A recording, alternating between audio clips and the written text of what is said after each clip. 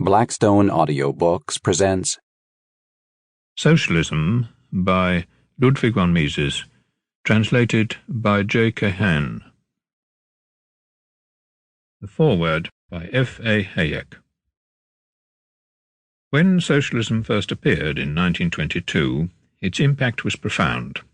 It gradually but fundamentally altered the outlook of many of the young idealists returning to their university studies after World War I. I know, for I was one of them. We felt that the civilization in which we'd grown up had collapsed. We were determined to build a better world, and it was this desire to reconstruct society that led many of us to the study of economics. Socialism promised to fulfill our hopes for a more rational, a more just world, and then came this book. Our hopes were dashed. Socialism told us that we had been looking for improvement in the wrong direction. A number of my contemporaries, who later became well known and who were then unknown to each other, went through the same experience. Wilhelm Röpke in Germany and Lionel Robbins in England are but two examples. None of us had initially been Mises' pupils. I had come to know him while working for a temporary Austrian government office which was entrusted with the implementation of certain clauses of the Treaty of Versailles. He was my superior, the director of the department. Mises was then best known as a fighter against inflation.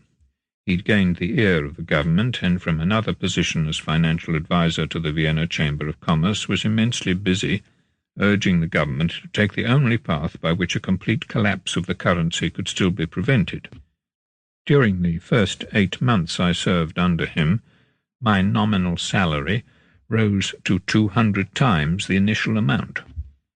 As students during the early 1920s, many of us were aware of Mises as the somewhat reclusive university lecturer who, a decade or so earlier, had published a book known for its successful application of the Austrian marginal utility analysis theory of money, a book Max Weber described as the most acceptable work on the subject.